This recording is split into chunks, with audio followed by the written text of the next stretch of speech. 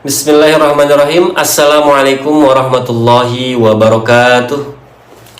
Good morning everyone. My name is Muhammad Ilham Ilahi and I'm a postgraduate student of English Education Department at Indraprastha PGRI University. Today, I'm honored to present my final project for academic speaking for specific purposes under the guidance of Professor Dr. Mas Hadi Said MPD. I will be discussing a vital topic for any educators.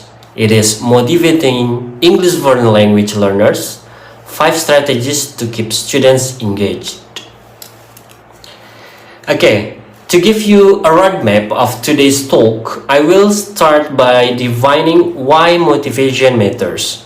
Then, I will dive into 5 practical strategies. The first one is creating a positive environment and then using varied activities, integrating technology, connecting lesson to real life, and the last, providing meaningful feedback. And then we will then wrap up with a summary of how these pieces fit together. Okay, for the next slide, the importance of motivation. Motivation, as we know, is the engine of language learning. Without it, even the best lesson plan will fail. It shapes how much effort a student puts in and how resilient they are when English gets difficult. For example, a motivated learner doesn't just study for a grade, isn't it? They look for opportunities to practice, like listening to English songs or chatting with friends online, because they want to understand. Like that. So it's also important to address the learner challenges. We must acknowledge the elephant in the room. What is it? Yes, it is a language anxiety. Many students suffer from foreign language anxiety, where they are terrified of sounding silly or making a grammar mistake. A common example is the wall of silence we see in classroom, isn't it? When we ask something to our students, where students know, actually they know the answer, but they are too afraid to speak up. So that our job is to break down that wall by making the classroom a safe zone. So we can go to the first strategy.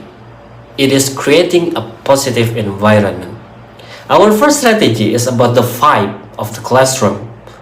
So we can do it by building rapport. This means knowing your students' names and interests. So it is very important. The other one is reduce anxiety. We must normalize mistakes. For example, when a student makes a mistake, instead of just correcting them, we can say, "I love that you tried that difficult word. Let's practice the pronunciation together," like that. So the last one, we have to also encourage effort. Focus on the process, not just the perfect result. Get it? Okay. So, practical example. Let's look at the practical example. Students' presentation. Instead of a scary formal speech like that, we can frame it as a show and tell.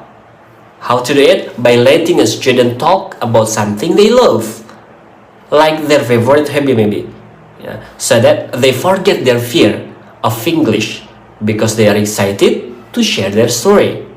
This builds authentic confidence. Okay, we go to the second strategy. It is varied activities. The second strategy is to keep things fresh. If every day is open your textbook to page 10, of course, students just will check out. But we can use games. Use things like word search or 20 questions to make vocabulary fun. Or maybe we can use role plays. For instance, have students pretend to be a tourist and a hotel receptionist. It turns a boring grammar point into a fun. With a social interaction. The other one, we can also use storytelling. Use pictures to have students build a mystery story together, so they can fun with their English. Okay, so the increasing participation and interest. By rotating these methods, we cater to the different learning styles. Some students learn by moving, or we usually call it kinesthetic, isn't it? And some other by seeing. It is visual. We call it visual. And some by talking.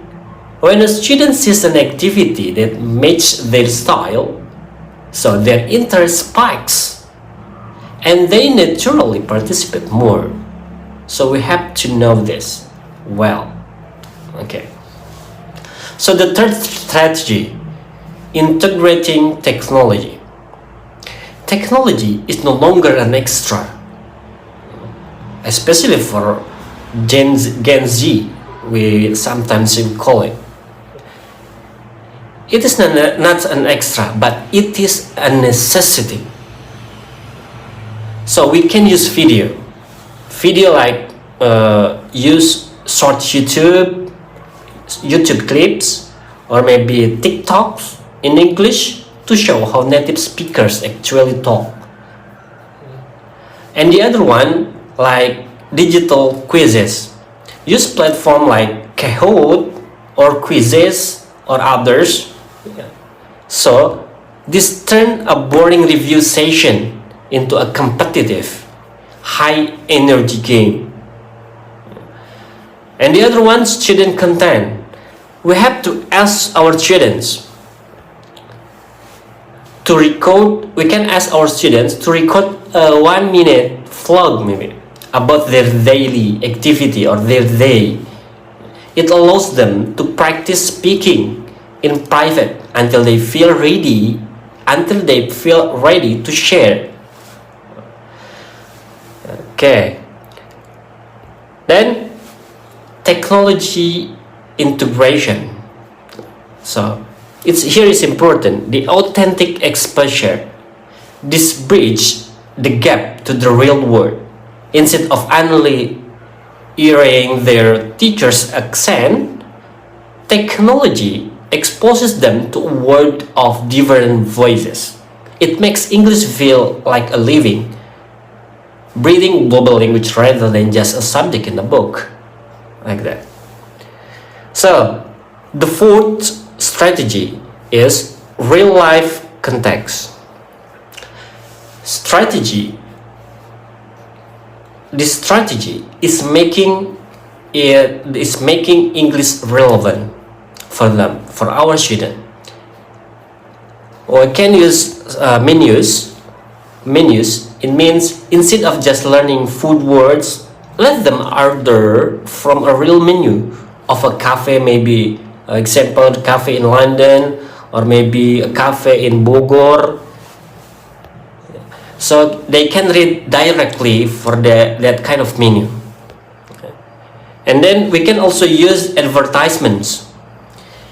Analyze maybe like Coca-Cola, or maybe coconut drink, as kelapa we call it, and then maybe as Orson. What is the message? This teach culture and language at the same time. So the other one, we can also use news. Discuss a trending topic. If students are interested in a new movie or a sports event, or the other kind, or maybe like game, use that as your reading material, so that our student can interest to the learning materials. Okay, next one is the real life context, or the value of English. When students see that English helps them read a menu on vacation or understand a favorite movie, they realize its value. Why? It becomes a tool for life, not just a requirement for a diploma, or maybe to get ijazah. This shift in mindset is where true fluency begins. So it's very important. Okay, the fifth strategy is meaningful feedback. Okay, our final strategy is feedback. Why feedback? However, when we say good job, is not enough. Why? Because it doesn't tell the student how to improve. For example, instead of just writing a predicate B, A, or C on a paper, try saying directly to our student, your vocabulary was excellent in this paragraph, but let's work on using the past tense more consistently. Okay, this gives the students, our motivation, when we say that, gives the students a clear path forward and shows them that you are paying attention to their progress. Okay, so to conclude, motivating EFL learners is not about one single magic trick. It is a combination of a safe environment, fun activities, modern technology, real-world relevance, and specific feedback. When we use these 5 strategies, we don't just teach English, we inspire a lifelong love for communication. Okay, I would like to leave you with the wisdom of Umar bin Khattab radhiyallahu anh. Teach your children according to their time. As the world changes, our classroom must change too. Let's adapt our strategies to meet our students where they are. Thank you for your kind attention. Sorry for my mistakes. Assalamualaikum warahmatullahi wabarakatuh.